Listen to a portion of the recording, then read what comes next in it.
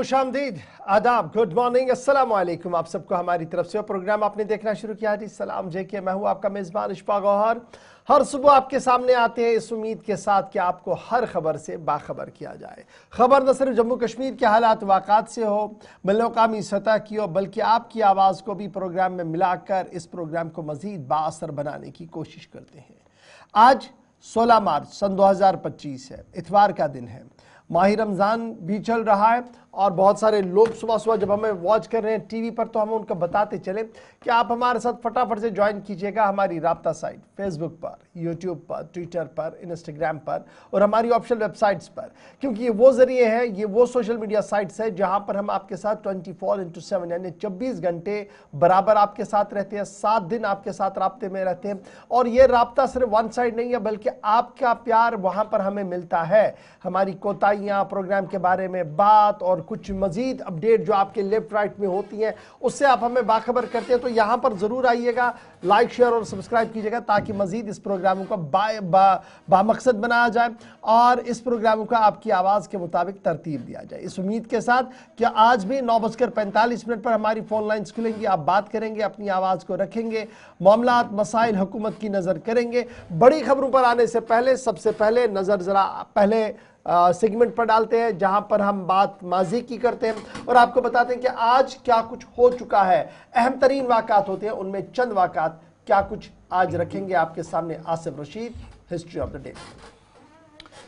खुशामदीद, good morning, इस्तकबाल आप सबका, बहुत बहुत शुक्रिया। इतवार का दिन, साल 2025, मार्च की आज 16वीं तारीख है और अंग्रेजी या ग्रेगोरियन कैलेंडर के मुताबिक सबसे पहले आपके सामने चंद अहम तरीन वाक़यात जो मालूमात हमारे लिए सबसे ज़्यादा इंपॉर्टेंस रखती हैं या इम्पोर्टेंट है वो आपके सामने इस प्रोग्राम का हिस्सा होता है। हमारी तरजीह रहती है कि आप तक पहुँचे। तो एक तवील फहरिस्त से चंद एक नुक्ते या पॉइंट्स आपके लिए हिस्ट्री ऑफ द डे में सबसे पहले रखेंगे। इतिहास के पन्नों में पता चलता है कि आज 16 मार्च को ही जम्मू कश्मीर 75 लाख नानक शाही रुपयों में अंग्रेज़ों के हाथों महाराजा गुलाब सिंह को फ़रोग किया गया, जिसको ट्रीटी ऑफ अमृतसर का नाम भी दिया जाता है। और आप कह सकते हैं कि डोगरा हुक्मरान ने जम्मू कश्मीर के अंदर इक़्तिदार पहली बार संभाला या डोगरा किसी रूलर ने जम्मू कश्मीर के हवाले से काम शुरू किया और महाराजा गुलाब सिंह, जिन्होंने पहली एंग्लो सिख जंग के बाद ये जो ट्रीटी हुई एक 9 मार्च 1846 को हुई, जिसको ट्रीटी ऑफ लाहौर का नाम दिया गया और इसके एक हफ्ते के बाद 16 मार्च को जम्मू कश्मीर के हवाले से और सिख एम्पायर जो उस वक्त शिकस्त खाया, उसके बाद ट्रीटी ऑफ लाहौर इसी साल हुई यानी 1846 में। लेकिन उससे इम्पॉर्टेंट ये थी कि जम्मू कश्मीर में डोगरा रूल का आगाज़ आज ही के दिन हुआ था 1846 में, जब 75 लाख नानक शाही रुपयों में अंग्रेज़ों के हाथों महाराजा गुलाब सिंह को फ़रोख्त किया गया। साल 2008 में जनूबी वज़ीरिस्तान पाकिस्तान के अंदर जहां अमरीकी मिसाइल हमला हुआ, 20 अफराद मारे गए, 8 ज़ख्मी हुए। 2012 में सचिन रमेश तेंदुलकर बिन-अक़वामी क्रिकेट में 100 सेंचुरियां या शतक बनाने वाले दुनिया के पहले खिलाड़ी आज ही के दिन बने थे। 2003 में ग्रीन स्मिथ जनूबी अफ्रीका के जो क्रिकेटर थे वो कप्तान बने, साबिक कप्तान रह चुके हैं, लेफ्ट हैंडेड बैट्समैन थे, ओपन करते थे टीम के लिए।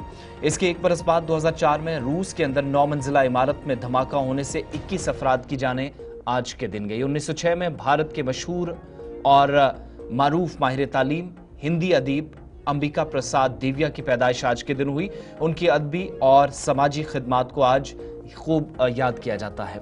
साल 1922 आज ही के दिन सुल्तान फवाद मिस्र के सुल्तान बने। इंग्लैंड ने मिस्र को इसके बाद तस्लीम किया। 1922 मार्च की 16वीं तारीख आती है। 1939 में जर्मनी ने आज ही के दिन चेकोस्लोवाकिया पर कब्जा किया और ये वो वक्त था जब दूसरी जंग अजीम का आगाज़ एक तरह से हुआ था या दूसरी जंग अजीम की तरफ मुतअद्दिद ममालिक बढ़ रहे थे। साल 1959 में इराक और सोवियत यूनियन या USSR ने इक्तिसादी और तकनीकी मुआहदे पर 16 मार्च को आज ही के दिन दस्तखत किए थे। 1978 में आज के दिन ही अमेरिका ने निवाडा में न्यूक्लियाई तजर्बात किए जो कामयाब रहे।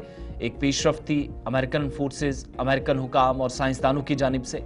1989 में मिस्र या इजिप्ट में आज ही के दिन चेपोस के पिरामिड में 4400 साल पुरानी मम्मी दरियाफ्त हुई आज के दिन, जो 44 साल पुरानी मम्मी थी और 1989 में ये पेशरफ्त हुई। दिन आज का आता है 16 मार्च का। और आज से तकरीबन 12 बरस कबल 2014 में क्रीमिया के लोगों ने यूक्रेन छोड़कर रूस में शामिल होने के हक में वोट दिया। 2014 दिन था 16 मार्च का। तो ये हिस्ट्री ऑफ द डे में अहम तरीन वाकयात, बड़ी मालूमात या ज़रूरी आप कह लीजिए जो हमारी तरजीह बुनियादों पर आप तक पहुंचाने की कोशिश रहती है।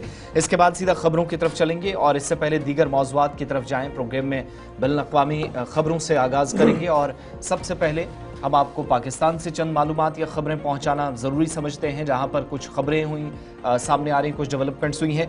तो प्रोग्राम सलाम जी के आगाज़ में सरहद पार से पहली खबर। चलिए जनाब, सरहद पार से पाकिस्तान से ये खबर सामने आ रही है कि इंतहाई मतलूब तरीन कमांडर मार दिया गया है।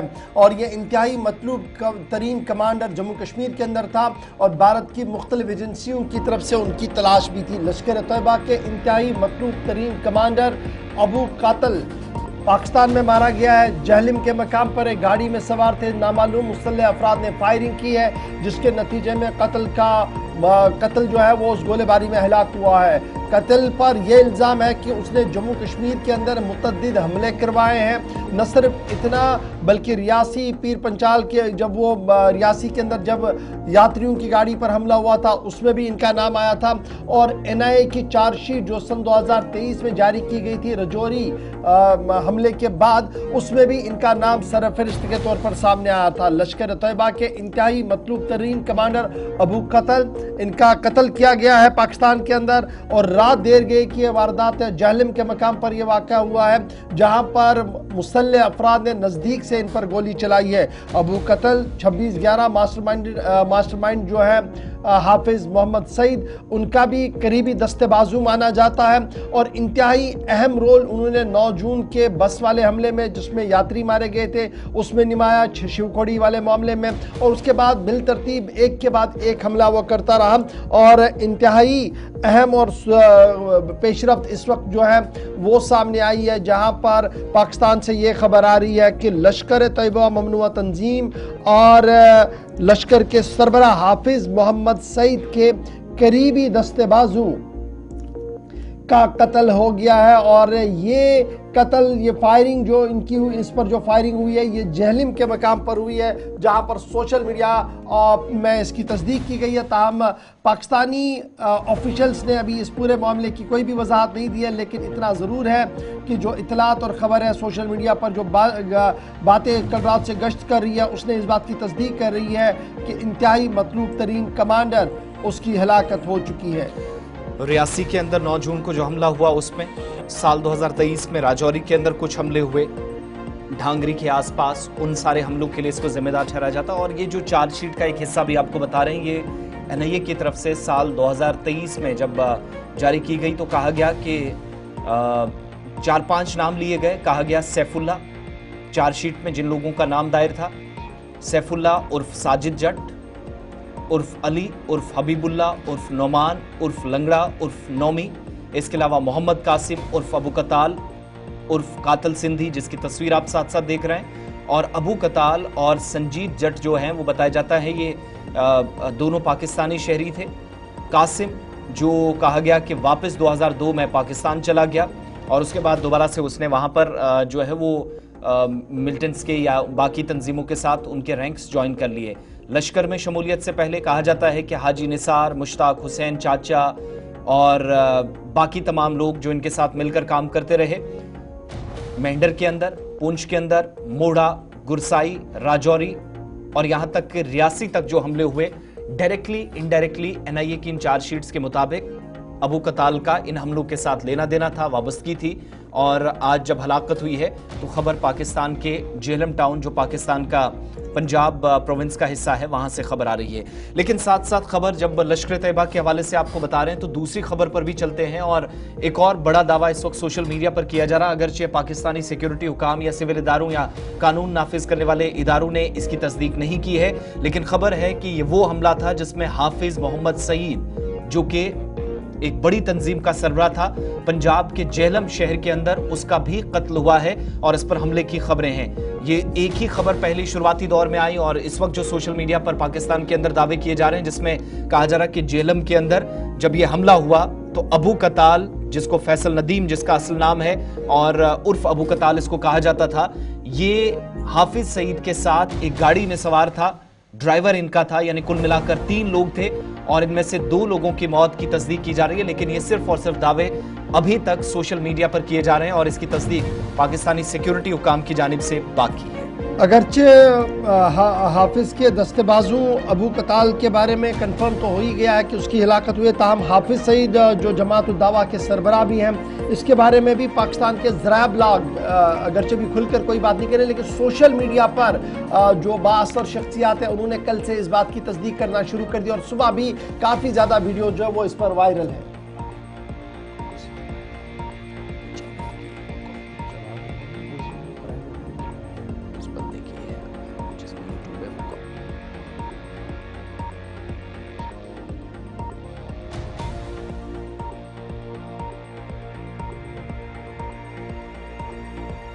की तस्दीक जैसे होगी, मजीद कुछ डिटेल्स आएंगी, हमारी वेबसाइट पर भी ऑफिशियली जाएंगे, वहां पर कंफर्मेशन आपको बताएंगे और इस हवाले से अगर कोई लबकुशाई पाकिस्तानी हुकाम की जानिब से की जाती है वो आपके सामने रखेंगे। आगे बढ़ते हैं, खेल के मैदान से खबर इस वक्त आपको बताते हैं। पाकिस्तान के लिए बिल्कुल भी अच्छी खबरें नहीं हैं। जैसे ही चैंपियंस ट्रॉफी से बाहर हुई, बिल्कुल खराब होस्ट होने के बावजूद भी परफॉर्मेंसेज थी। न्यूजीलैंड के दौरे पर गए जहां बाबर और रिजवान के बगैर टीमें खेल रही हैं। इस वक्त खबर यह है पाकिस्तान की न्यूजीलैंड के पहले ही T20 मुकाबले में पूरी टीम 91 रन पर आउट हो गई है, यानी कुल मिलाकर 92 रन का हदफ मिला है, टारगेट मिला है न्यूजीलैंड की टीम को।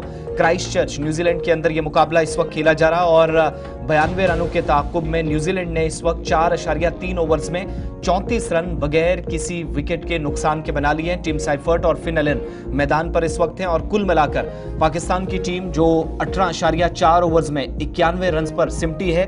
टॉप स्कोरर खुशदिल शाह रहे 32 रन 30 गेंदों पर 3 छक्के। कप्तान सलमान अली आगा दूसरे नंबर पर 18 रन 20 गेंदों में 2 चौके 90 के स्ट्राइक रेट से और 17 रन जहांदाद खान ने बनाए जो कि गेंदबाज हैं, बैटिंग ऑलराउंडर हैं, 1 छक्का 100 के स्ट्राइक रेट से। यानी सिर्फ 3 बैट्समैन जिनमें खुशदिल शाह, कप्तान सलमान अली आगा और 17 रन्स बनाकर जहांदाद, ये 3 खिलाड़ी डबल फिगर्स में दाखिल हो पाए। यानी चैंपियंस ट्रॉफी की खराब और मायूस कुन परफॉर्मेंस के बाद अब इस दौरे की शुरुआत भी पाकिस्तान की खराब परफॉर्मेंस के साथ हुई है। मायूस कुन कारकर्दगी, मायूस कुन आगाज और पहली T20 में शिकस्त की तरफ इस वक्त पाकिस्तान की टीम।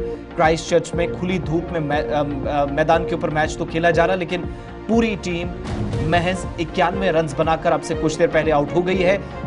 इस टारगेट को चेज करना न्यूजीलैंड ने शुरू कर दिया है और अभी तक की इतलात के मुताबिक बगैर किसी नुकसान के न्यूजीलैंड ने 34 रन कर लिए हैं। थोड़ी देर बाद यह मुकाबला बहुत जल्द खत्म हो सकता है, जिस हिसाब से इस वक्त मुकाबला चल रहा है। चलिए जनाब, ये तो खेल की दुनिया से खबर थी, लेकिन एक और खेल शुरू हो गया है और ये खेल डोनाल्ड ट्रंप की तरफ से खेला गया है। और रात देर गए डोनाल्ड ट्रंप ने जो अपनी काबीना का इजलास किया था उसमें इसकी मंजूरी दी और सोशल मीडिया साइट एक्स पर आज सुबह इसकी जानकारी भी दे दी। मामला यमन का है, क्योंकि खबर इस वक्त जो सामने आ रही है वो यही आ रही है कि जिस तरीके से गजा पर जबरदस्त बमबारियां की गई है, अब यूएस फोर्सेस की तरफ से यमन के अंदर भी फिजाई हमले किए गए हैं और इस वक्त 23 लोगों के मारे जाने की इतलात और खबरें सामने आ रही है।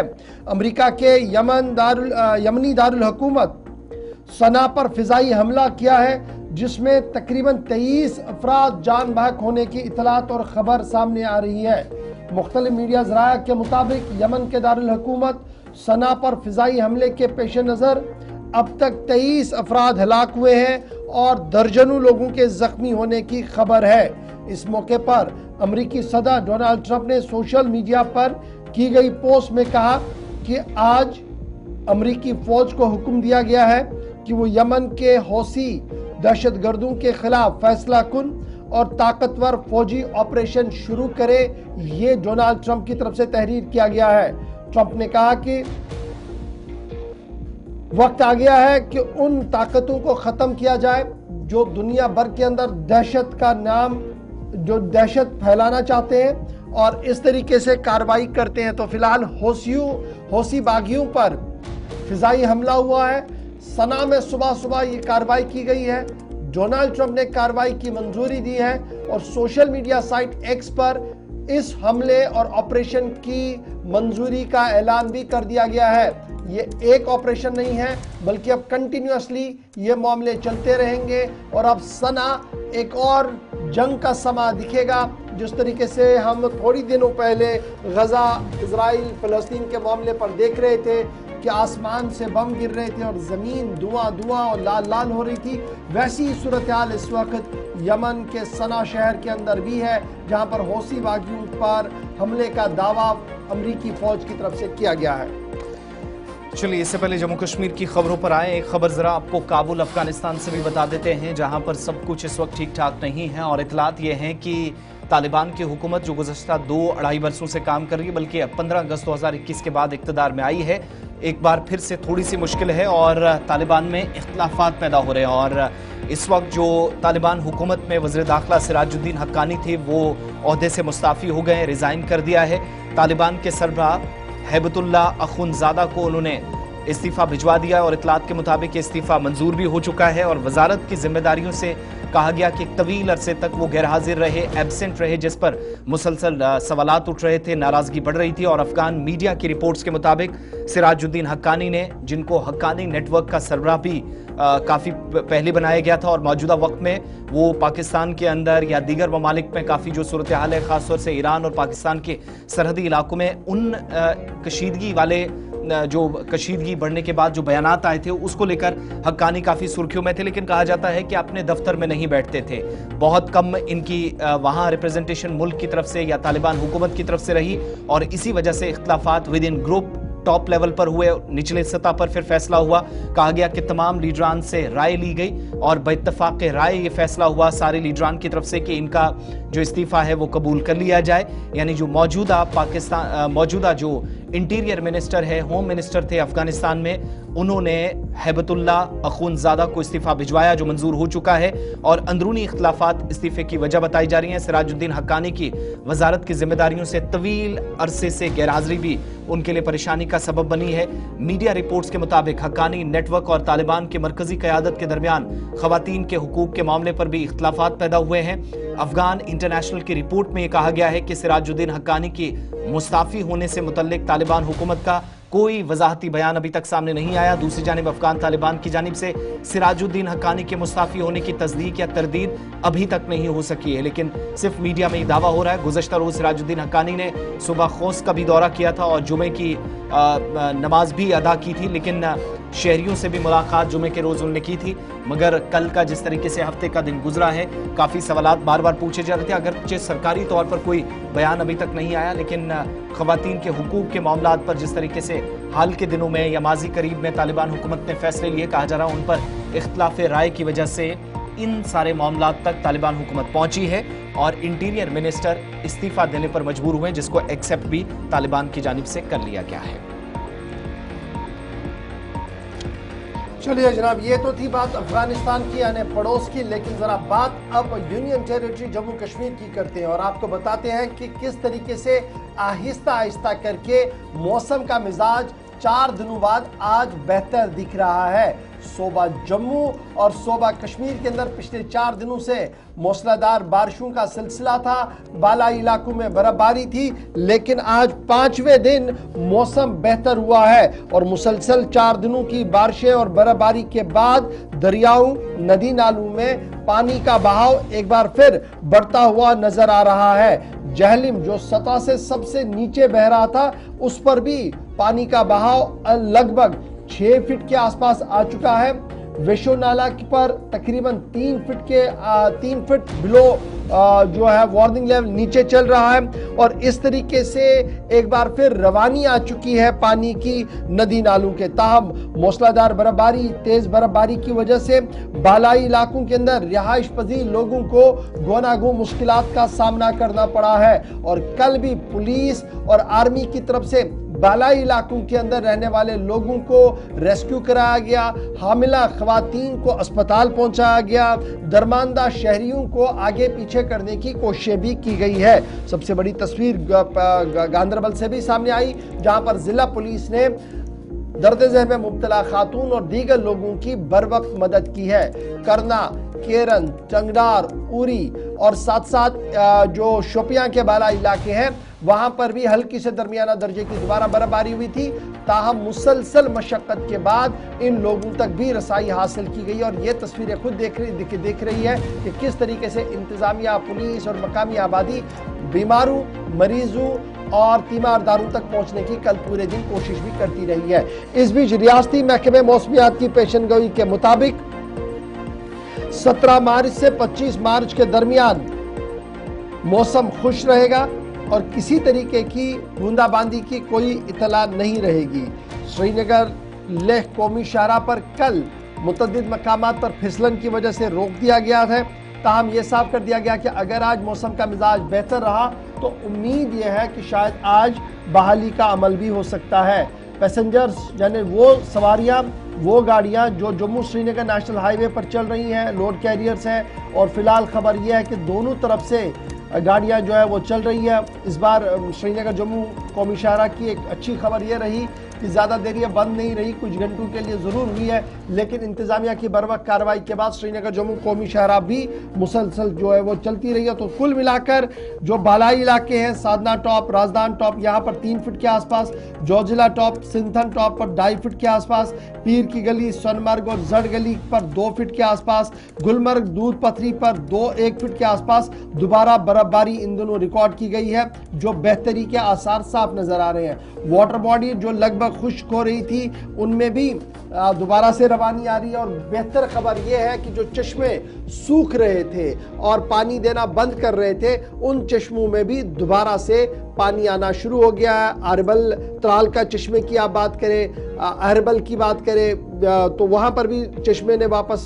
पानी देना शुरू किया। और इसी तरीके से मुतअद्दिद इलाकों से खबरें सामने आ रही है। तो बेहतर मौसमी हालात 17 से 25 के दरमियान होंगी। ताहम फिल वक्त एडवाइजरी जो थी वो जारी की गई थी सयाहों के लिए, सफ़र करने वालों के लिए, ट्रांसपोर्टर्स के लिए। उसे कहा गया कि 17 के बाद 17 से 25 के दरमियान बिल्कुल भी ये एडवाइजरी नहीं रहेगी। और इस दौरान जो मालिकाने बागात हैं वो भी माहिराना मशवरा लेकर आगे अपना काम शुरू कर सकते हैं। तो फिलहाल आज से मौसम का मिजाज बदलता हुआ नजर आ रहा है। जम्मू के अंदर भी मतला अबरालूद बिल्कुल नहीं है, सुबह सुबह खिली धूप थी और शहर श्रीनगर की भी सूरत हाल इसी तरीके की बनी हुई है।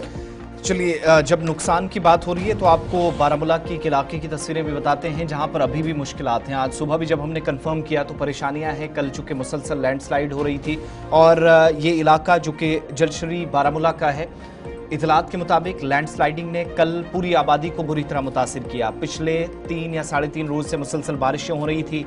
अगरचे हम कह रहे हैं कि सतह आब में इजाफा हुआ, थोड़ी सी राहत उस हिसाब से कि आबी ज़खायर दोबारा से सतह आब में वहाँ पर इजाफे के बाद थोड़ी सी मुश्किलात दूर हुई, लेकिन एक बड़ा और वसी हिस्सा जो इस इलाके के अंदर गिर कर नीचे आ रहा था, पहाड़ी या इस पहाड़ी सिलसिले के अंदर आप स्टोन शूटिंग कह लीजिए, पस्सी गिरना कह लीजिए, जो निचले इलाकों में लोगों के लिए खतरे का सबब बन रही थी। और ऐसे में मुतअद्दिद लोग कल पूरे दिन बाहर देखे गए जो किसी तरीके से यहाँ जान बचाते हुए दिखाई दिए।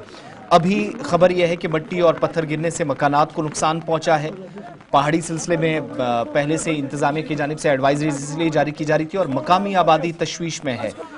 इस इलाके में कई पत्थर जो है वो इतलात के मुताबिक वो पत्थर की कानें भी मौजूद हैं जो लोगों के लिए वबाले जान बन गई हैं। और मकामी लोग इस बात की तस्दीक कर रहे हैं कि हालिया लगातार बारिशों की वजह से इस पहाड़ी से कई बड़े पत्थर और मिट्टी गिराए, जिसकी वजह से बारिशों में रिहायशी मकानात को जुज़वी या बहुत ज़्यादा नुकसान पहुंचा और ये सिलसिला कल दिन भर भी जारी रहा। अभी भी मुश्किलात हैं। इलाके में पत्थर की कई कानें भी परेशानी का सबब बार बार बन रही हैं। इंतज़ामिया इसकी तरफ कोई तवज्जो नहीं दे रही है। ये इल्ज़ामात कल मकामी लोगों ने लगाए। और पत्थर की कानों से हर रोज़ सैकड़ों टन मिट्टी हटाकर कीमती पत्थर निकाले जाते हैं, जिन्हें मकानात की तामीर और दीगर कामों में इस्तेमाल करके कुछ लोग लाखों का मुनाफा तो कमा रहे हैं। ताहम दूसरी जानिब पत्थर की ये कानें बस्ती के बिल्कुल करीब हैं जो लोगों के लिए वबाले जान बन गई हैं।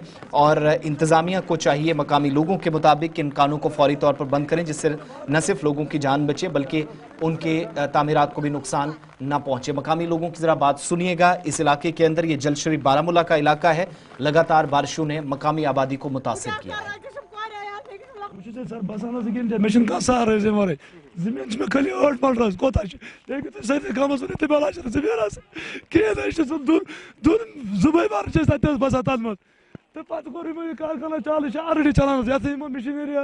आज गई 4 वरी मशीनरी सौदा सोरे कोत सोरे को द्रामत सोन करो तो तहकीकात बन बस दिता कुछ ऐसे भी ना अगर मत रट सोन सोरे क्या नम कर रात दो मशीनरी कमो लगाई गुलाम डार फारूक अहमद डार अल्ताफ अहमद डार फैज अहमद डार मंजूर अहमद डार सोरी प्रॉपर्टी खान पे पानी प्रॉपर्टी गवर्नमेंट सोरी भाई क्या प्रॉपर्टी सोरी गवर्नमेंट सरकारी लैंड जंगलात जंगलात कोता खतरे छो ते बासान क्या रात पे बड़ बड़ पाल लगन मकान मत बचा बहुत गाड़ी चलावा उद्रंग पालस बहुत मकान बसा वकील मे गई 4 साल बाद क्या मोन आयाल कोत गस बहुत बात तो ये बने अगर गलत चीज करा मैं वो और दो बसा आ कर्राज इंतजाम त्रोमत डीसीस त्रो डीसी त्रोल तहसीलदार तम त्रोल पटवरिस कत 3 दो गए पटवरिस गमतिस रपोर्ट सह कने रात तीर उन पुलिस 1 बजे रात योर कत अगर आमत तेल खानत का कार्रवाई कर्मस बच क्या कर पहाड़स तल चूश अम कित खान लोगमुत ब्रोक चूशी सोरे पहाड़ गोमुत यल बस सारे अपील कर मोन करू ये चार नत खस बह वही आयाल हेत बह बेमक अति मोन जमा रोजन मान बचन हूं जमा रोजन मोन जमा रोजन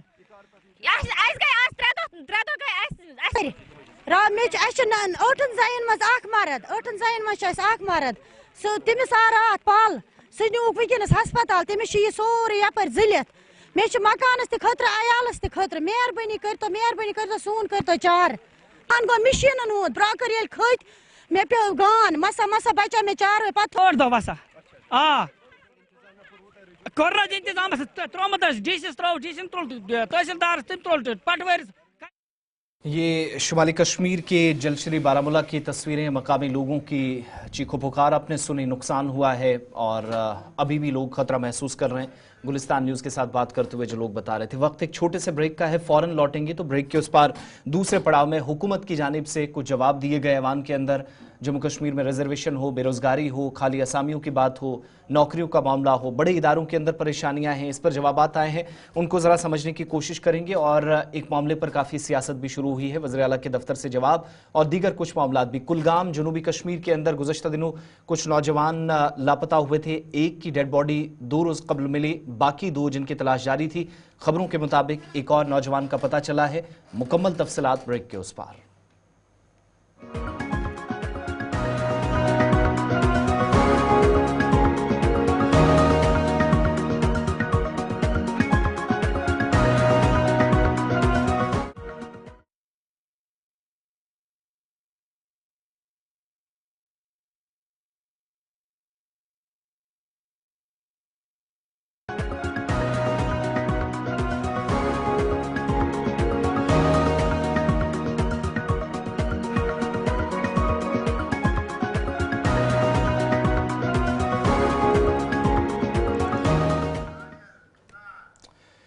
ब्रेक के बाद प्रोग्राम सलाम जीके में आपका इस्तकबाल। अब जरा दीगर मौज़ूआत की तरफ चलते हैं। बात जम्मू कश्मीर हुकूमत के कुछ जवाबों की करते हैं और सबसे पहले आपको बताएंगे गुज़श्ता दिनों एक खुलासा पेश किया गया था कि जम्मू कश्मीर के अंदर या यूनियन टेरिटरी में मौजूदा वक्त में उन नौजवानों की कितनी तादाद है जो बेरोजगार हैं, आला तालीम याफ्ता हैं। इस पर एक जवाब आया था, सवाल पे हुकूमत की तरफ से तहरीरी जवाब दिया गया था, लेकिन मजीद आदाद शुमार पेश किए गए और नायब वज़ीर आला या वज़ीर आला की तरफ से जवाब के बाद फिर से सवालात पूछे गए अरकान असम्बली की जानिब से। तो हुकूमत की जानिब से एक बार फिर से वजाहत की गई कि मौजूदा वक्त में अप टू कम से कम दिसंबर 2024 के आदाद शुमार तक हुकूमत जो बता रही है कि भर्ती के अमल को तेज़ इसलिए भी किया गया है क्योंकि खाली असामियाँ बहुत ज़्यादा मुख्तलिफ सरकारी महकमों में हैं जिनकी तादाद 32,500 के आसपास है, लेकिन बेरोजगारी की शरह में अब कमी देखी जा रही है। हुकूमत के जवाब के बाद कई अरकान ने सवाल और भी तेज कर दिए हैं कि साल 2019 तक जिन सवालों का जवाब हुकूमत से मांगा जा रहा था, मौजूदा वक्त में अवामी मुंतखब हुकूमत भी शायद उन्हीं अफसरान के जवाबात इस वक्त इशफाक पड़ रही है। बिल्कुल बड़ी बात यह है कि मुबारक अहमद गुल की तरफ से यह सवाल पूछा गया था और फिर ओवरसीज कॉरपोरेशन का भी उनकी तरफ से सवाल रखा गया। फिर मंथली ऑनरेरियम जो बेरोजगार नौजवान को पहले हुकूमत में मिलता था जब अर्तवाइल स्टेट जम्मू कश्मीर थी। तो ये तमाम सवालात थे जिनका तहरीरी जवाब आया, और जवाब के बाद एक सरप्राइजिंग इवेंट ये था कि वज़ीर आला जिसके मातहत ये डिपार्टमेंट था, लेकिन उसके बदले में दूसरे वजीर ने जवाब दिया और उन्होंने कहा कि बेरोजगारी की शरह जम्मू कश्मीर के अंदर मुसलसल कम हो रही है। साल 2019 से साल 2020 के दरमियान ये शरह 6.7% थी और साल 2023-24 में ये 6.1% हुई है। साल 2023-24 और 22-23 में इसमें थोड़ा सा इजाफा ज़रूर हुआ था, लेकिन फ़िलहाल अगर आप माने तो हम जनाब 6.7-6.8 के दरमियान है। ये जब ये फिगर्स सामने आए तो सवाल ये पैदा होता है कि रियासत के वज़ीर आला उमर अब्दुल्ला साहब जो नेशनल कॉन्फ्रेंस के नायब सदर भी हैं, चुनाव के दौरान इसी बात पर लेफ्टिनेंट गवर्नर साहब को आड़े हाथों लेते थे और ये फरमाते थे कि जनाब ये जो आंकड़े हैं ये जिगलरी ऑफ वर्ड्स है और ये गुमराह कुन है, यहाँ पर शहरी बेरोजगारी बढ़ रही है और यही वजह है कि लाखों रोजगार फराहम करने का दावा उन्होंने अपने इलेक्शन मैनिफेस्टो में भी किया। लेकिन जब आप एदाद शुमार को देखते हैं और सिर्फ चंद हफ्ते पहले की बात को देखते हैं जिसमें पीरियडिकल लेबर फोर्सेस की रिपोर्ट आई, फिर दीगर रिपोर्टें आई, उसके मुकाबले में पूरे इंडिया में जम्मू कश्मीर का मुकाबला है ही कहीं नहीं। जम्मू कश्मीर बहुत ज्यादा ऊपर है और डबल डिजिट्स में, यहाँ पर सिंगल डिजिट की बात हो रही है। तो एक बड़ा सवाल ये भी पैदा होता है। फिर आगे चलेंगे तो इस सवाल के जवाब में साबिक स्पीकर मुबारक अहमद गुल जो नेशनल कॉन्फ्रेंस के एमएलए भी है ईदगाह से, उन्होंने ये कहा था कि जनाब क्या जो ओवरसीज कॉरपोरेशन है, अभी हम देख रहे थे कि बहुत सारे फ्रॉड्स हो रहे हैं, तो ओवरसीज कॉरपोरेशन के मामले पर हुकूमत ज्यादा संजीदा नहीं है। इस बात का भी इशारों में बात पता लगी है।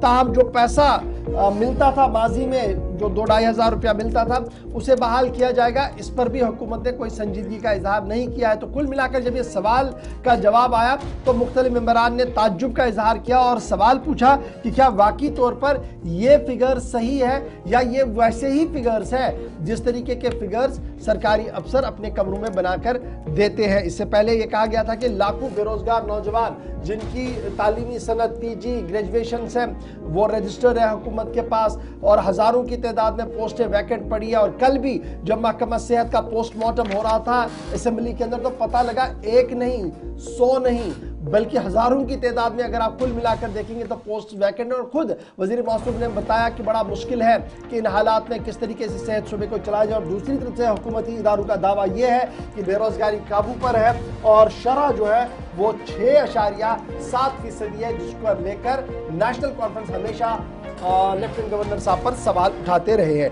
ये तो थी बात जनाब एक उस खबर की जो बेरोजगारी के हवाले से। अब आप फैसला करें कि कितनी बेरोजगारी है, क्योंकि दुनिया भर के रिपोर्ट्स आप सबके सामने भी हैं और अक्सर हमने इस पर तज्जिया तबसरा भी किया है। फिलहाल बढ़ते हैं आगे, बात उस हुक्मनामे की करते हैं जो रियासती इंतजामिया की तरफ से जारी कर दिया गया। सेहत स्कीम को लेकर एक कैप जारी कर दी गई और एक हद मुकर्रर करने के साथ साथ जो प्राइवेट अस्पताल हैं, प्राइवेट शिफाखाने हैं, वहां पर कौन सी सर्जरी अब होगी, कौन सी नहीं होगी, कितना पैसा मिलेगा, एक नया क्राइटेरिया सामने रखने की कोशिश की गई। क्राइटेरिया सामने रखने के साथ ही प्राइवेट अस्पतालों की तरफ से रद्द-ए-अमल सामने आया है और बड़ी खबर इस वक्त सामने आ रही है कि आयुष्मान भारत स्कीम को लेकर जो स्टेट हेल्थ अथॉरिटीज ने सर्जिकल प्रोसीजर्स हटा दिए हैं, उसमें अब प्राइवेट अस्पतालों ने फैसला लिया है कि वो फिलहाल इन तमाम मामला से खुद को दूर रखेंगे, इससे दस्तबरदार होते हैं और जो फ्री सर्विसेज दी जा रही है उन्हें मुअत्तल करने का फैसला ले लिया है, सस्पेंड करने का फैसला ले लिया है। न सिर्फ अस्पतालों के अंदर जो स्टेट हेल्थ अथॉरिटी के हुक्मनामे के बाद जो प्राइवेट सर्जरियां जर्राहियां होती थी, सर्जरियां होती थी, इलाज होता था, उसको फिलहाल सस्पेंड करने की बात कही है, बल्कि कल से ही जम्मू और श्रीनगर के अंदर प्राइवेट अस्पताल मालिकान ने अपने स्टाफ को नोटिस देना भी शुरू कर दिया है और यह साफ कर दिया है कि अब इतने स्टाफ की जरूरत नहीं है, क्योंकि जब हुकूमती इदारों के पास पैसा देने के लिए नहीं है। गवर्नमेंट की तरफ से प्राइवेट अस्पतालों पर एक पाबंदी आयद कर दी गई कुछ 4-5 सर्जरियों को लेकर और यह कह दिया गया कि आयुष्मान भारत प्रधानमंत्री जन आरोग्य योजना जो है ये सरकारी अस्पतालों के अंदर मुसलसल काम करती रहेगी, प्राइवेट अस्पतालों में ये 3-4 सर्जरियां नहीं होंगी। इसके देखते हुए रात देर गए जो तर्जुमान है प्राइवेट हॉस्पिटल्स एसोसिएशन, उनकी तरफ से बयान जारी किया गया और आज एक खबरसार एजेंसी ने उस बयान को भी शाया किया है जिसमें यह कहा गया है कि स्टेट हेल्थ एजेंसी ने जो पैकेज रेट्स डाउन किए हैं, प्रोसीजर 10% खत्म कर दिए हैं और इसको देखते हुए जो हेल्थ सर्विसेज है ये बुरी तरह से मुतासिर हो सकती हैं और जो प्राइवेट इदारे हैं वो फिलहाल इन तमाम सर्जरीज और इन तमाम ऑर्डर्स को देखने के बाद मामले को सस्पेंशन में डाल रही है। प्राइवेट अस्पतालों ने सस्पेंड किए हैं जी तमाम सर्विसेज जो प्रोवाइड होती थी, जो आपको मिलती थी आयुष्मान स्कीम के तहत, और ये तब फैसला लिया गया है जब हुकूमत की तरफ से एक फैसला जारी किया गया।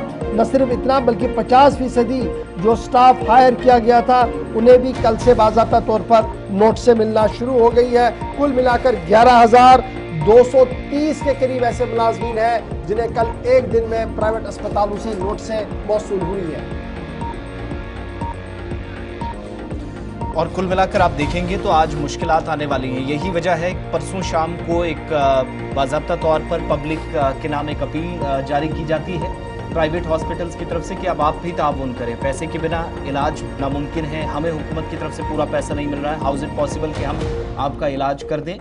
मुश्किलात आएंगी, डायलिसिस वाले पेशेंट्स को सबसे ज़्यादा मुश्किलात, कैंसर के पेशेंट्स को उससे भी ज़्यादा मुश्किलात, जो पिछली बार भी हमने आपको बताया था कि जनवरी में इसी तरह की सूरत हाल बनी थी और बाद में हुकूमत ने मुज़ाकराती अमल के जरिए रास्ते निकालने की कोशिश की, यकीन दहानियाँ कराई गई, कुछ एक चीज़ें बेहतर हुई। स्टेट हेल्थ एजेंसी ने जैसे ही नया हुक्मनामा जारी किया, नाराज़गी उससे बढ़ रही है कि आपने हमसे बहुत सारी चीज़ें छीनी, जिसमें रोजी रोटी छीनने का भी हवाला दिया जा रहा है। और वो भी क्यों ना, 10,000 प्लस ऐसे जो एम्प्लॉयमेंट जनरेशन की बात थी उनमें से कई लोगों की छुट्टियां अब होना शुरू हो गई हैं, बहुत सारे लोगों को नोटिफिकेशंस मिल रहे हैं। तो अमले में अगर 50% की कमी कर दी जाती है, मुश्किलात यहाँ से बढ़नी है। शायद बहुत देर हुकूमत ने अब कर दी है जब तक मामलात को सुलझाया जाता, मगर जितनी भी प्राइवेट सर्विसेज फ्री में आपको मिलती थी गोल्डन कार्ड की बुनियाद पर, वो आज से नहीं मिलेंगी।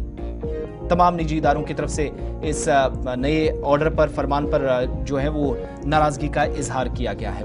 आगे बढ़ते हैं, बात उस मामले की जिस पर जम्मू कश्मीर के अंदर सियासत काफी वक्त से हो रही थी, लेकिन गुज़श्ता 24 घंटों में यह मामला शायद सबसे ज्यादा सुर्खियों में रहा है। बात जम्मू कश्मीर में मौजूदा रिजर्वेशन रूल्स की, जिस पर कल हुकूमत से गलती हुई, जिसका बाद में एतराफ भी किया गया, तस्लीम की गई। रिजर्वेशन के मामले पर हुकूमत ने कल एक जवाब दिया जब सवाल पूछा गया कि मौजूदा वक्त में जो आपकी काबीना सब कमेटी काम कर रही है, ज़ैली कमेटी जो उमर अब्दुल्ला की हुकूमत ने तश्कील दी थी, उसकी मुकर्ररा मुद्दत कितनी है, कितना वक्त लेकर वो अपना जवाब देगी, यानी डेडलाइन को लेकर सवालात थे। तो जवाब में आया, जो रिटन रिप्लाई कल आया कंसर्न मिनिस्ट्री की तरफ से, उसमें कहा गया कि वो जो 6 महीने वाली बात थी वो गायब थी, अब मिसप्रिंट थी या गलती से छूटी थी, क्या थी, बाद में जाकर उस चीज को दुरुस्त करने की कोशिश हुई। मगर सवालात जब सबसे पहले उठे तो पहला सवाल खुद नेशनल कॉन्फ्रेंस के सीनियर लीडर और मौजूदा रुकने पार्लियामेंट आगा सैयद रूहुल्लाह मेहदी की तरफ से उठा।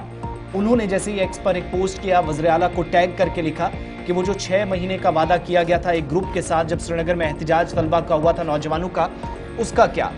तो फौरन से उस पर जवाब आया। सजाद गनी लोन ने भी प्रेस कॉन्फ्रेंस की, उनकी तरफ से भी सवालात पूछे गए थे कि रिजर्वेशन के लिए आपने कमेटी तो बनाई थी, कहा था 6 महीने का वक्त दिया गया है, लेकिन वो 6 महीने में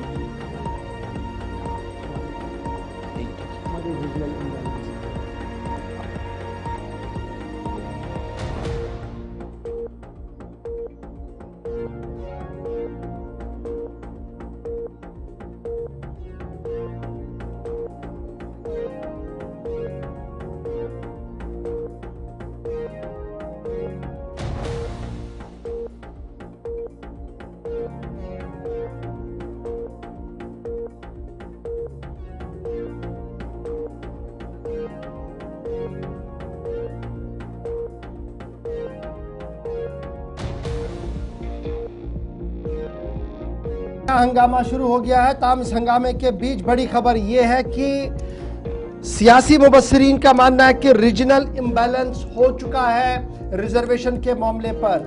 SC ST कैटेगरीज को लेकर पिछले 2 साल में कितनी असनाद जारी की गई है, ये एक बड़ा पॉइंट था। इसमें तो बात जो सामने आई, पता लगा कि 5,26,000 सर्टिफिकेटें इशू हुई है जम्मू के अंदर पिछले 2 साल के दौरान। जब हम जम्मू की बात करते हैं, इंटायर जम्मू प्रोविंस, पूरा जम्मू सूबा, और इसी तरीके से 67,000 कश्मीर प्रोविंस के अंदर जो है वो जारी कर दी गई है। 27,000 सर्टिफिकेटें economical weaker section EWS category Jammu के अंदर और 2,000 सर्टिफिकेटें सिर्फ कश्मीर के अंदर जारी की गई हैं। ये खबरें आने के बाद तमाम सियासी मुबस्सिरीन ने सवालात उठाना शुरू कर दिए हैं। ताहम ये साफ कर दिया गया है कि काबीना सब कमेटी जो बनाई गई थी उस रिजर्वेशन के मामले को लेकर उनकी मुयाद 6 महीने है और 6 महीने के अंदर अंदर उस कमेटी को, जिसको ऑर्डर नंबर 2061 JKGAD के तहत बनाया गया था 10/12/2024 को, वो तमाम इन एस्पिरेंट्स को मिल रही है और विद इन 6 मंथ्स वो अपनी इंटरीम रिपोर्ट वजीर आला को भी सौंप सकती है। अगरचे सज्जाद गनी लोन ने इस पर सवाल उठाए थे। सज्जाद गनी लोन पर पलटवार किया वजीर सकीना इत्तू ने, कहा कितना अच्छा होता कि सज्जाद गनी लोन साहब ऐवान के अंदर होते और इतना हसास सवाल जो है जिस पर श्रीनगर के अंदर उनकी प्रेस कॉन्फ्रेंस हुई है, यहाँ पर ज़मीनी सवालों का हम जवाब देते और मामला क्लियर होता। मामला इसलिए ज़्यादा तूल पकड़ा क्योंकि जनरल एडमिनिस्ट्रेटिव डिपार्टमेंट ने यह कहा था कि कमेटी पर हदबंदी, ये जो हद वाला मामला था उन्होंने वो हज़फ किया था, जिस पर हंगामा हुआ कि क्या 6 महीने वाली कहानी झूठी थी।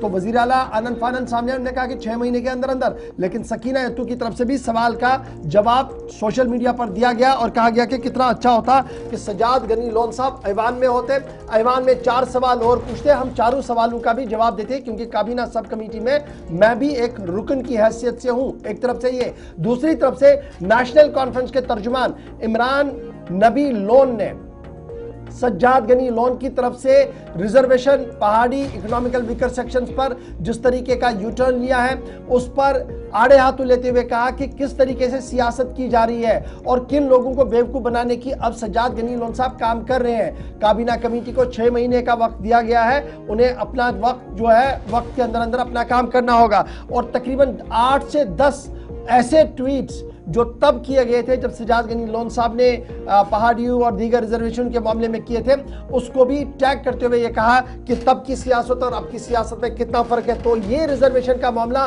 सूबा कश्मीर के अंदर गर्माहट का बाइस तो बना ही है, लेकिन डिस्क्रिमिनेशन इस तरीके से बताई जा रही है। जो मेंबरान कह रहे हैं वो ये कह रहे हैं कि जब आप 2 सालों के फिगर्स देखते हैं तो जम्मू सूबे के अंदर 5,26,000 सर्टिफिकेटें इजरा की गई, 60,000 से ज्यादा कश्मीर के अंदर, economical weaker section EWS category में 27,000 से ज्यादा जम्मू के अंदर, सिर्फ 2,000 के करीब कश्मीर में जारी करना, ये जनाब रिजर्वेशन के मामले पर रीजनल इम्बैलेंस की एक और कहानी है जो सरकारी तौर पर on the floor of the house बताई गई है।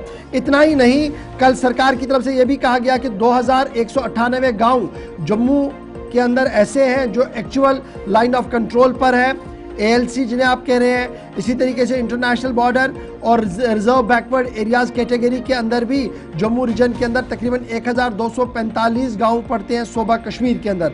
2,198 गांव जम्मू के अंदर है जो डिक्लेयर किए गए, जिनमें से 268 गांव डिक्लेयर किए गए हैं ALC और 551 इंटरनेशनल बॉर्डर पर है और 1,380 के आसपास गांव जो है वो रिजर्व बैकवर्ड एरियाज में कर दिए गए हैं। जम्मू सूबे के अंदर जब आप देखेंगे तो इसी तहरीरी सवाल के जवाब में कहा गया है कि 16 गांव ऐसे हैं जो एक्चुअल लाइन ऑफ कंट्रोल के आसपास के हैं और 1,229 RBA कैटेगरी के अंदर है। और सरकार की तरफ से कल ये साफ कर दिया गया कि इकोनॉमिकल वीकर सेक्शन EWS जिसे आप कह रहे हैं जम्मू और कश्मीर के अंदर कितने हैं, 27,420 इकोनॉमिकल वीकर सेक्शंस जम्मू के अंदर और 2,270 के करीब कश्मीर के अंदर।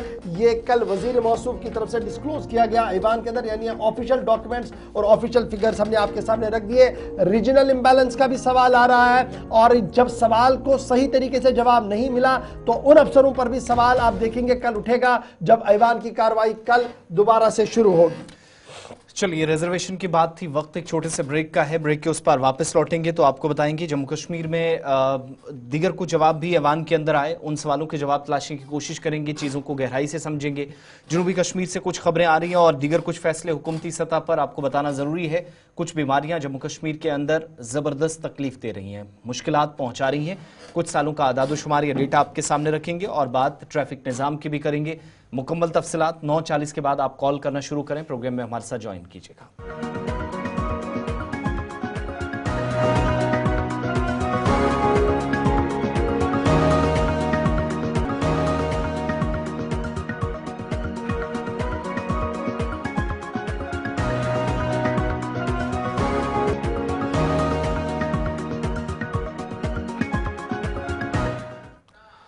ब्रेक के बाद प्रोग्राम सलाम जेके में आपका इस्तकबाल। तीसरे और आखिरी पड़ाव में हम हैं। 9:40 के बाद आपकी कॉल्स प्रोग्राम में शामिल करेंगे, लेकिन खबर जरा आपको जनूबी कश्मीर के कुलगाम जिले से बताते हैं, जहां पर एक और नौजवान की लाश मिलने से इस वक्त सनसनी फैली है। दरअसल चंद रोज कबल 2-3 नौजवान, बल्कि 3 जिनकी तादाद बताई गई थी, लापता हुए, और उन्हीं में से खबर इस वक्त है कि 2 रोज कबल एक की और अब जाकर माह वैशुनाला से साउथ कश्मीर के ही एक इलाके से एक और नौजवान की लाश बरामद हुई है। और कुल मिलाकर 13 फरवरी से अब तक आप देखेंगे तो 1 महीना और 3 दिन बीत जाने के बाद इन नौजवानों का कोई अता पता नहीं चल पा रहा था। तीसरा अभी भी लापता है। ये दूसरी डेड बॉडी इस वक्त रिकवर की गई है और तस्वीरें भी अब आपके सामने कुलगाम के साउथ कश्मीर से, जहां बताया गया था कि एक शादी की तकरीब में 3 नौजवान गए थे जो एक खाना बदोश कुंबे से हैं। उनमें से दूसरे की बॉडी मिलने की तस्दीक इस वक्त की जा रही है। अनंतनाग वैशुनाला की तस्वीरें आपके सामने हैं। ये जिला कुलगाम है जी, जहां पर नाले वेशो से इस वक्त की खबर आ रही है कि एक और खाना बदोश बच्चे की लाश बरामद कर ली गई है। और लाश बरामद होने के वक्त पुलिस इंतजामिया वहां पर मौजूद थी और सिविल इंतजामिया की निगरानी में इस लाश को निकालने की कोशिश की गई है। और याद रखिएगा, ये मुसलसल पिछले कई दिनों से हमने देखा कि मियां अल्ताफ अहमद साहब भी पिछले दिनों एक के घर गए थे, वहाँ पर ताज़ियत पुरसी की थी। लेफ्टिनेंट गवर्नर साहब को इन्होंने ख़त लिखा था जिसमें उन्होंने कहा था कि जनाब तहकीकात की जाए कि आखिर ये बच्चे कहाँ गए हैं। 16 मार्च कुलगाम से ये लगभग लापता हो गए थे जी। खबर इस तरीके की है कि आज 16 मार्च को एक और लाश जो है यहाँ पर मिली है और 13 फरवरी से ये बच्चे मिसिंग थे। कोशिश की जा रही थी इंतज़ामिया पुलिस की तरफ से इन्हें ट्रैक डाउन किया जाए, देखा जाए कहाँ गए, लेकिन परसों एक लाश और आज एक और लाश इस नाले वेशु से बरामद कर ली गई है। फिलहाल ये भी एक बड़ा सवाल है कि पानी का बहाव कितना है और 2-3 दिन पहले कितना पानी का बहाव यहाँ पर था, किस तरीके से यहाँ पर ये पहुँचे हैं, एक बड़ा सवाल है और एक बड़ी मिस्ट्री है जिसको लेकर तरह तरह के सवालात भी आ रहे हैं। फिलहाल बड़ी खबर ये कि मुसलसल कोशिशें जो है वो चल रही थी और अब एक और लाश जो है वो बरामद कर ली गई है। अब्दुल हमीद हमारे नुमाइंदे हमारे साथ ज्वाइन कर चुके हैं। अब्दुल हमीद, बहुत शुक्रिया ज्वाइन करने के लिए। खबर ये है कि इस नाले वेशो से एक और खाना बदोश बच्चे की लाश मिली है। क्या अब इसकी शिनाख्त हो पाई है कि ये कौन है, क्या नाम है इसका, और ये क्या उन्हीं 3 में से दूसरा बच्चा है जो मिसिंग था? हाँ जी हाँ, ये 13 फरवरी का अगर मामला है। 13 फरवरी को ये 3 नौजवान खाना बदोश गायब हो जाते हैं। उसके बाद विशाल तलाश के बावजूद वो कहीं नहीं मिल रहे, मगर रवा महीने के 13 तारीख को एक की रियाज अहमद की लाश वहां से बरामद होती है माह वेशो नाले से, और उसके बाद वहां पे सनसनी फैल जाती है और पुलिस पूरी तरह से वहां पे जम गई है और उन्होंने एसडीआरएफ की टीम जो है वहां पे बिठाई है। उन्होंने कंटिन्यूसली तलाशी के बाद उनको आज एक कामयाबी और एक की लाश उन्हें बरामद हुई है, जिसकी अभी तक पुलिस ने शनाख्त जाहिर नहीं की है। मगर ये वही खाना बदोशों में है जो 3 लोग मिसिंग हो गए थे, जहाँ पे खाना बदोश ने काफी हंगामा भी किया था कि इनको बाजियाब किया जाए, मगर अभी तक उनकी एक लाश तो मिली है। अगर अब ये दूसरे की लाश मिली है, मगर उसकी जो आइडेंटिटी है अभी जाहिर नहीं की गई है और अब तीसरे की तलाश जारी है। पुलिस भी वहां पे पूरी तरह से डटी हुई है। आज उनको कामयाबी भी मिली है। और अच्छा अब्दुल हमीद, ये बताइएगा कि जहां पर ये दावत पे गए थे वहां से यहां तक का कितना सफर है? क्या इस बारे में कोई इत्तला है आपको कि ये कहां पर गए थे जहां से मिस हुए थे और यहां पर इनकी लाश मिली है? ये दूसरा गांव है, ये जो उशमुजी बान है, यहाँ पे वहां पे माह में ये इनकी लाशें मिलती है। इनको उशमुजी में जाना था, जो कि तकरीबन 2 किलोमीटर की दूरी है वहां पे, जहाँ पे इनको दावत पे जाना था। जहाँ से निकले हैं वहां से लेकर यहाँ तक कम से कम 10 किलोमीटर की दूरी है।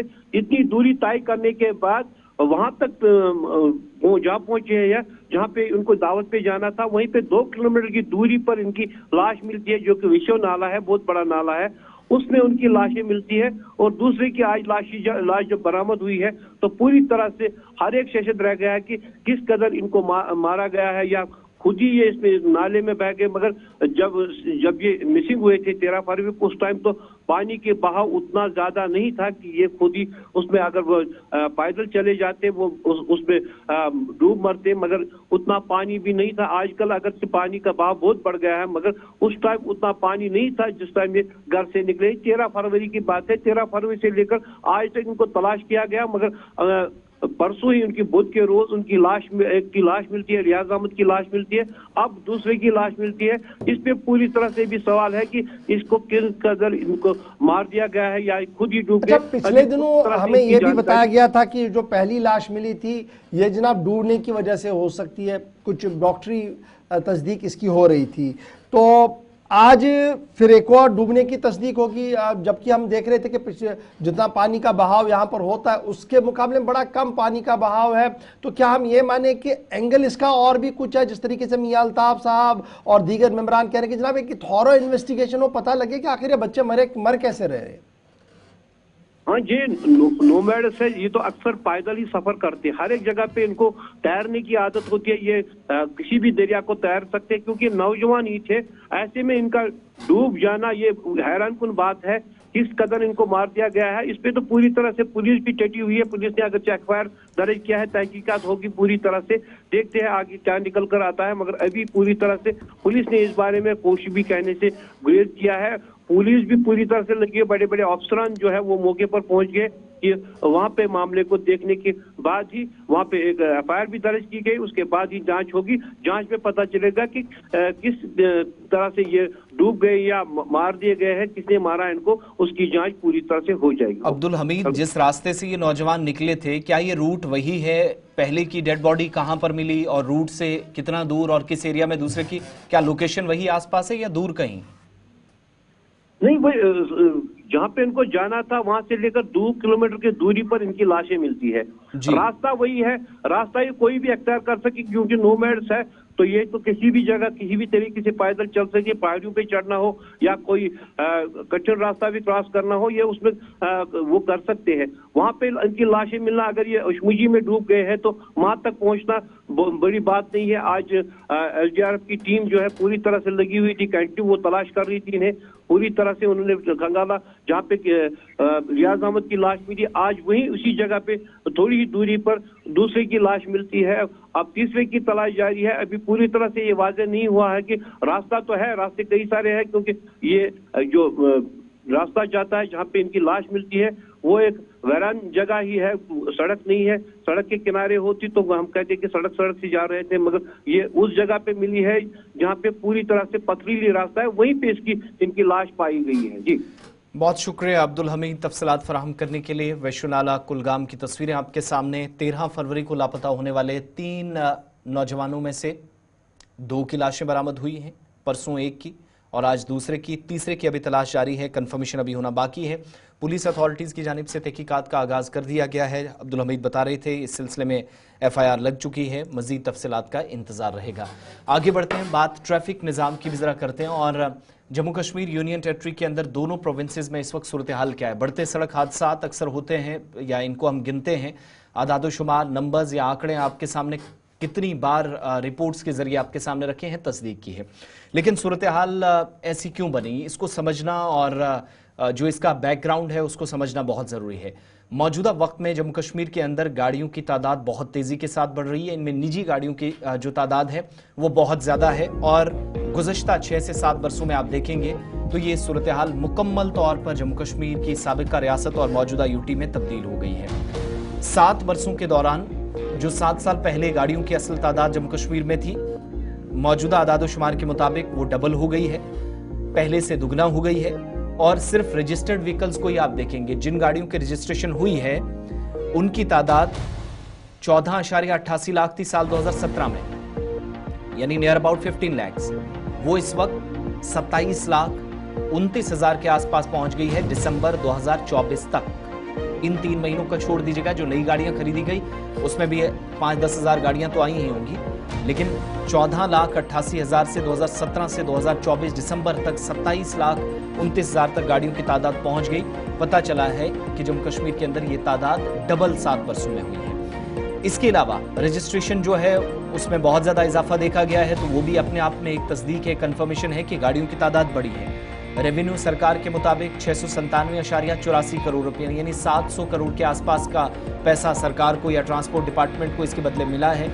और अथॉरिटीज़ अपने लेवल पर एक जवाब ये भी देती हैं कि ITMS यानी इंटेलिजेंट ट्रैफिक मैनेजमेंट सिस्टम, जिसकी तनसीब जम्मू कश्मीर के अंदर हुई है, जिसके मुताबिक काम होता है। ट्रैफिक के निज़ाम को बेहतर बनाया जाए। सीसीटीवी कैमरों की अलग अलग मकामात पर लगाना इस बात की गवाही है या अक्कासी है कि सूरत हाल जैसी भी हो ट्रैफिक हुकाम तैयार है। लेकिन जब आप 2023-24 के पिछले साल के आदादोशुमार उठाकर देखते हैं, मोटर व्हीकल्स डिपार्टमेंट के मुताबिक 2024-25 में 697.84 करोड़ का रेवेन्यू दिसंबर एंडिंग तक आया है, जो टारगेट तकरीबन 1430 करोड़ के आसपास था। तो उस तक तो नहीं पहुंचे, लेकिन जरूर आप कह सकते हैं कि हाफ ऑफ द मार्क वहां से क्रॉस हो चुका है।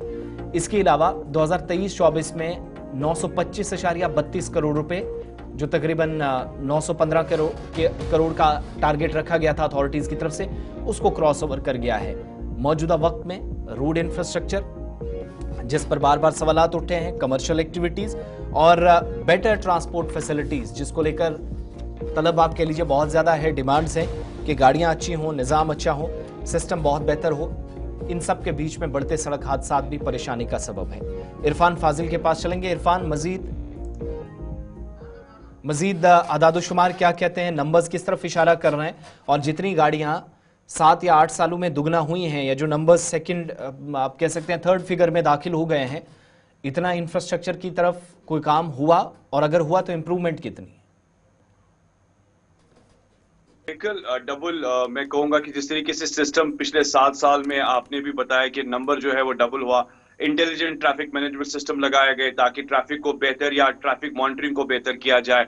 इसके साथ अगर जिस तरीके से आपने नंबर गिनाया 7.84 करोड़ रेवेन्यू भी जो है फाइनेंशियल ईयर को लेकर जो है मिल चुका है, जो एक टारगेटेड था। और इसके साथ साथ अगर मैं बात करूं तो कई सारी चीजें कंसर्न है ट्रैफिक को लेकर। देखिए, आप अगर देखा जाए तो रोड इंफ्रास्ट्रक्चर के साथ बात करूं मैं, कमर्शियल एक्टिविटीज को लेकर बात करूं मैं, या ग्रोइंग पब्लिक डिमांड यानी better transport facility in Jammu and Kashmir, हमने देखा कि कंसर्न के साथ साथ कई सारी चीजें दिखाई भी दे रही है जो कि ट्रैफिक के साथ जुड़ी है, जिसमें हम सबसे बड़ा मुद्दा कहेंगे ट्रैफिक कंजेक्शन, यानी वो ट्रैफिक कंजेक्शन जो आए रोज बढ़ता हुआ दिखाई देता है सिटी में। राइजिंग पोल्यूशन, यानी अगर देखा जाए तो गाड़ियां तो बढ़ रही है, ट्रैफिक भी बढ़ रहा है, कंजेशन भी है, मगर पोल्यूशन जो है वो एनवायरनमेंट के साथ साथ जी हाँ दरहम बरहम कर रहा है। इसके साथ साथ बेटर ट्रांसपोर्ट फैसिलिटी को लेकर जम्मू कश्मीर की बात करेंगे तो उसमें आपने कई सारी चीजें जोड़ी है, जैसे ई बस सर्विसेज वगैरह है। मगर अगर व्हीकल्स के साथ में नंबर गिनाऊं तो उसमें 1.33 लाख जो है नए व्हीकल्स रजिस्टर हुए हैं साल 2024-25 को लेकर। फ्रेश ड्राइविंग लाइसेंस जो इशू किए गए हैं वो तकरीबन 7,165 के करीब है, यानी 71,000 के करीब है। लाइसेंस जो रिन्यू किए गए हैं वो 54,000 के करीब है। फ्रेश फिटनेस सर्टिफिकेट्स वो तकरीबन 9,999 के करीब है। या फ्रेश रूट परमिट्स ये भी जी हाँ दिए गए हैं जो तकरीबन 10,000 के करीब है। अब गवर्नमेंट फोकस कर रही है कि रोड सेफ्टी या ट्रांसपोर्ट मैनेजमेंट को किस तरीके से टैकल किया जाए, यानी जो ट्रैफिक इश्यूज है उसको किस तरीके से ठीक किया जाए।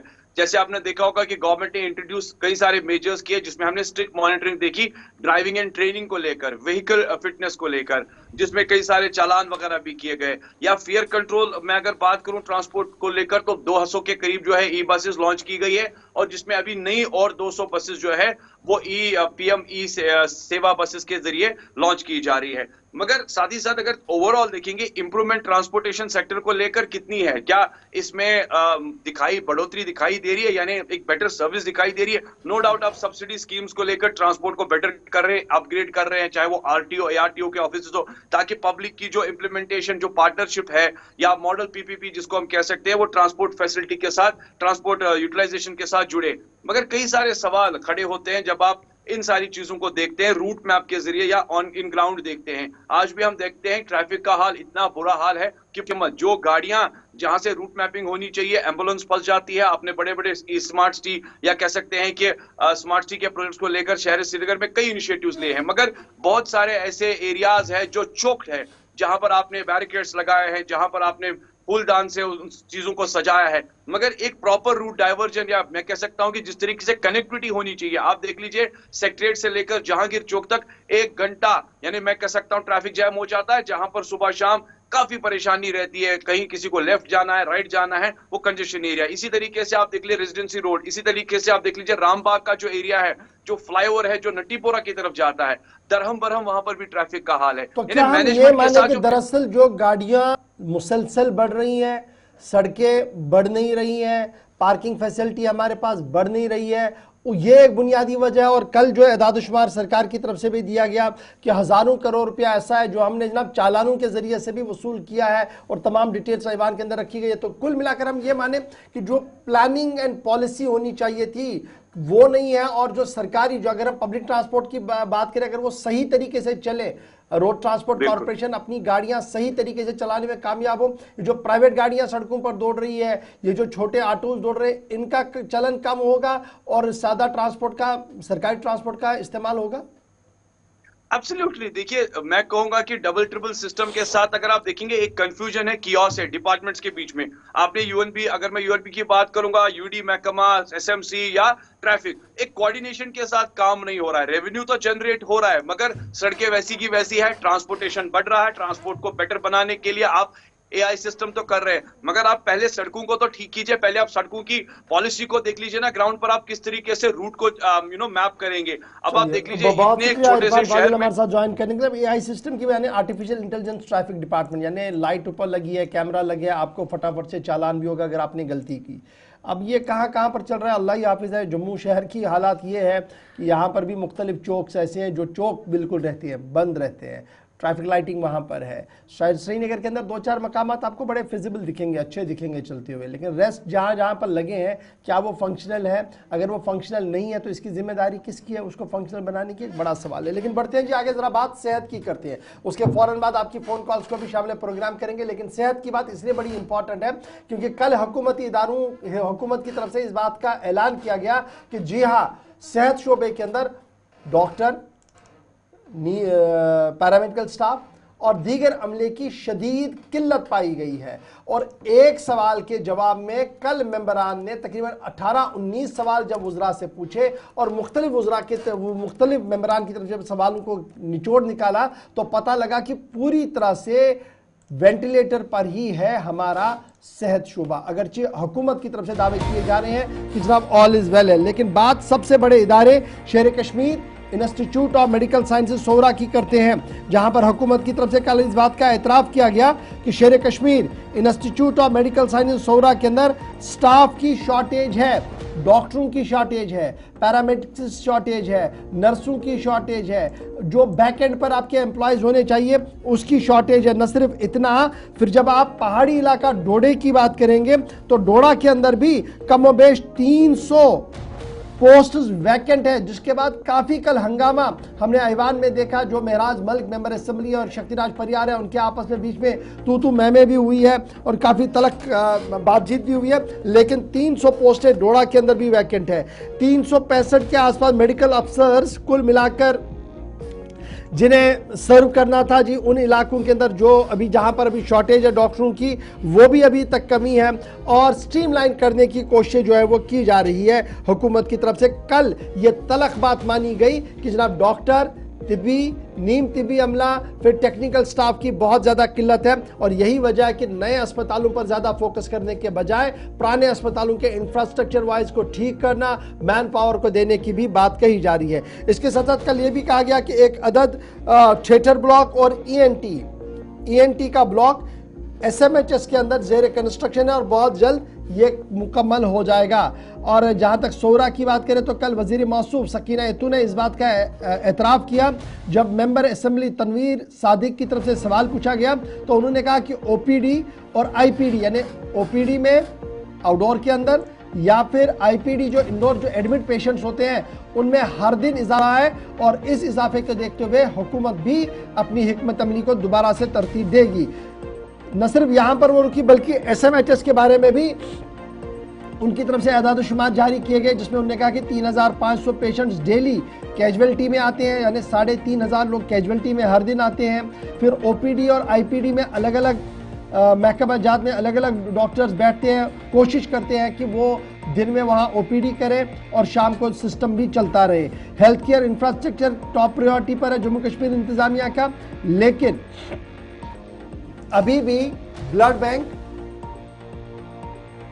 इंतहाई इक्विप्ड एम्बुलेंस सर्विसेज और डॉक्टरों की किल्लत है। कल वज़ीर मौसूफ ने इस बात को खुद मान लिया है। चलिए, वजारत की जानिब से जो जवाब आए हैं वो आपके सामने रखे हैं। कॉलर्स की तरफ भी चलेंगे, एक एक करके आपकी बात भी सुननी है। चारों नंबर्स आपके स्क्रीन पर आ रहे हैं और आप कॉल करना शुरू करेंगे। चंद मिनट्स हमारे पास हैं और उसके बाद सीधा मौसम का हाल अहवाल और प्रोग्राम को वाइंड अप भी करेंगे। आप सबका बहुत बहुत शुक्रिया हमारे साथ ज्वाइन करने के लिए। फर्स्ट कॉलर लाइन पे हमें ज्वाइन कर रहे हैं। 4 नंबर्स आपकी स्क्रीन पर 125876699448 पर आप कॉल करना शुरू करें। 0191 लगाना मत भूलिएगा जब भी आप कॉल करेंगे, और टीवी की आवाज़ बंद कर लें कॉल करते वक्त। पहले कॉलर लाइन पर हमारे साथ हैं। हेलो अस्सलाम वालेकुम। वालेकुम अस्सलाम।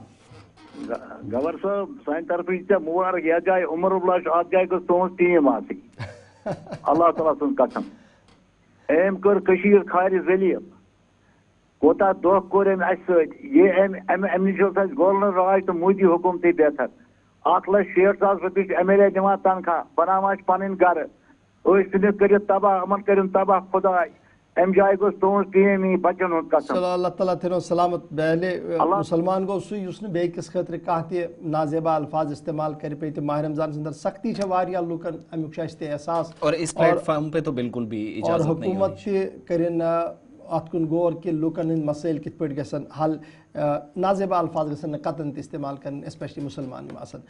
एक और कॉलर है जी हमारे साथ। हेलो जी, नाम बताइएगा कहाँ से? हेलो अस्सलाम वालेकुम। वालेकुम अस्सलाम। जनाब वो सब रशीद श्रीनगर पे रशीद से बनी वज हजरत कथा मारज कर ये ट्रैफिक तो वही वनान अहन हाँ क्या दो ब्रोट रोजमत RTO सब शायद अकिस सिविल चलने पे तिमन करे गुजारिश किया युसा ये ब्रोट की हेडलाइट छ ना गाड़ी में आसान अहन यम ब्रोट आसान ब्लैक करित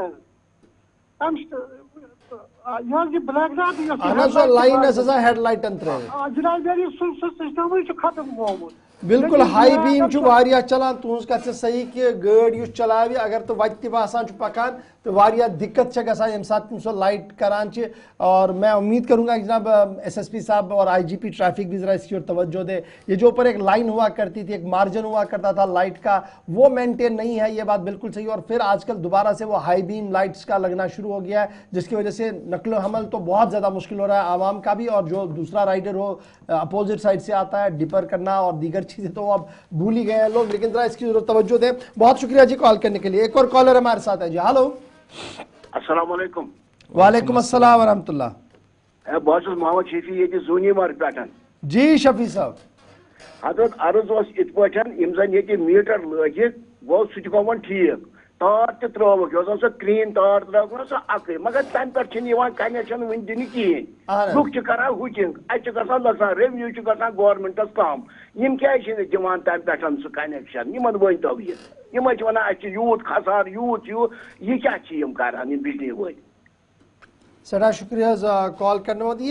ये बड़ा मैं देख रहा हूँ पिछले कई दिनों से एक ट्रेंड है लोगों के अंदर कि जनाब आपने तो वायरिंग कर ली, यानी वो ब्लैक कोटेड वायर जिस पर आप हुकिंग नहीं कर सकते हैं, और सिंगल वायर आपने पोल पर तो डाल दी, लेकिन अभी भी पुरानी वायर्स लगी है। मैं उम्मीद करूंगा कि KPDCL के जिम्मेदार है जहां जहां पर यह काम मुकम्मल हुआ है, अगर उसको आप हटा देते तो शायद आपका रेवेन्यू लॉसेस भी बच जाते हैं और ये टी लॉसेस भी बच जाते और रेवेन्यू भी आपके पास आ जाता। और ये लोगों को सलाम करनी पड़ेगी जो अब ये चाहते हैं कि जनाब सिस्टम को आप बिल्कुल ट्रांसपेरेंट बनाएं कि जो जितनी बिजली खर्च कर रहा है उसको उतना पैसा देना ही पड़ेगा। ये सोच बदल रही है, इसका फायदा कहीं ना कहीं इंतजामिया को भी उठाना चाहिए। एक और कॉलर ले लेते हैं जी। हेलो हेलो जी जनाब अर्ज कर जनाब हाईवे पे दुकानदार वुहमर तीत आब चूत आब गए टाउन इंडिया दफ्तर फीस नीन कल पगह बनाओ ड्रेन ये कतन एग्जैक्ट वन तो एग्जैक्ट फॉरेस्ट दफ्तर निश फॉरेस्ट दफ्तर अनंतनाग बिजबिहारा सफत यमन निश। चलो सड़ा शुक्रिया कॉल करने बाबत। दुकानदारों को मुश्किल है और मुझे उम्मीद है कि बिजबिहारा के MC का जो जिम्मेदार है और डिप्टी कमिश्नर साहब है वो ज़रूर इस बात की और तवज्जो दे जी। एक और कॉलर हमारे साथ। हेलो हेलो नाम बताइएगा कहाँ से? हेलो अस्सलाम वालेकुम अस्सलाम रहमतुल्लाह। जी वालेकुम अस्सलाम। मैं भी बोल रहा हूँ चार्टिंग से। जी जी बताएं, नाम बताएं अपना। हेलो, आपकी आवाज आ रही है, बताइएगा। सर हबीबुल्ला बोल रहा हूँ। जी हबीब साहब बताएं। सर बात यह है कि हमें कल तक हम भर रहे, पिछले महीने तक हम भर रहे थे 2100 रुपया फीस, बिजली का फीस। आज 2730 आ गया बिल सर। तो मीटर लगा है आपके पास? नहीं मीटर नहीं है, मीटर के बगैर है सर। अच्छा, ये हमें बिना तो यहाँ मीटर से क्या बोलते है? मीटर लगाओ, बोलते लगाएंगे। 1 साल से हमें तड़पा रहे हैं।